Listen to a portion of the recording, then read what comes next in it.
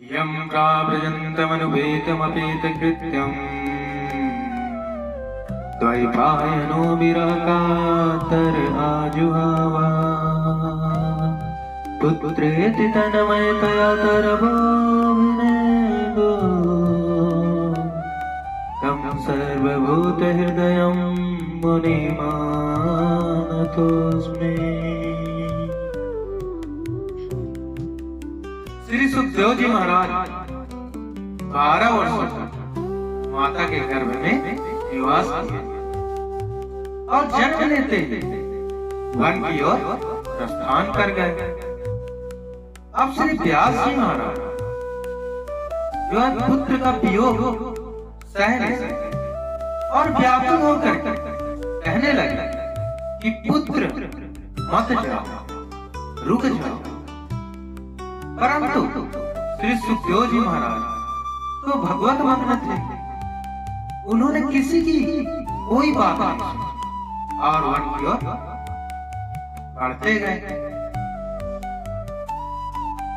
तो व्यास जी महाराज जब अपने पुत्र को पुकार रहे तो उन्होंने जब कोई जवाब नहीं दिया तो उनकी तरफ से कर्मो भी ले दो वृक्षों ने जवाब दिया।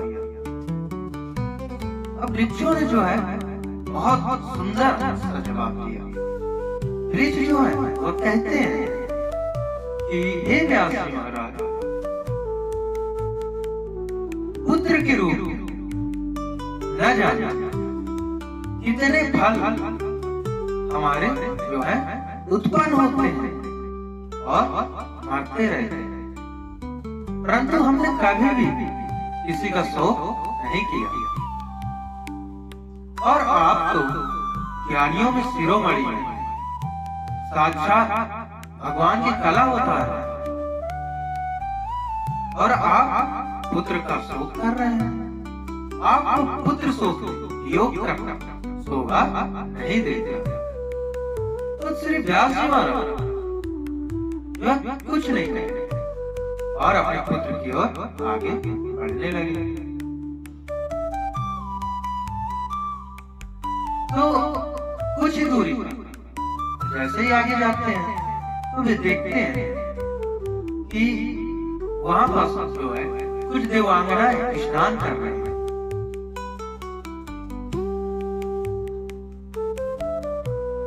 अब श्री सुखदेव जी महाराज जब वहां से गुजरे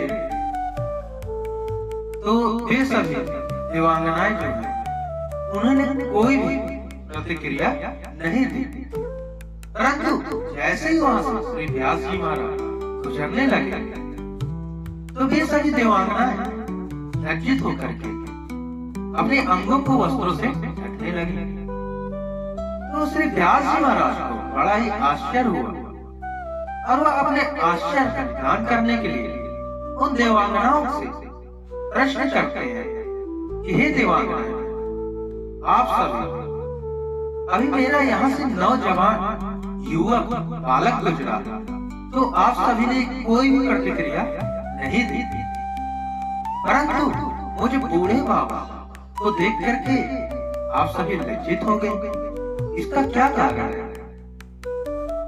तो जो देवांगनाएं हैं वे श्री व्यास जी महाराज को कहते हैं कि हे व्यास जी महाराज, आपकी नजर में यह सभी स्त्री पुरुष का ज्ञान है, परंतु आपके पुत्र जो है वह अलक्षणी, वह विरक्त है, वह विविध दृश्य है।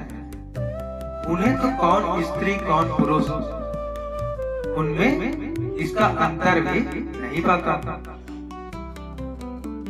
तो ऐसे सर्वभूत हृदय श्री सुखदेव जी महाराज को हम सभी प्रणाम करते हैं। बोलिए।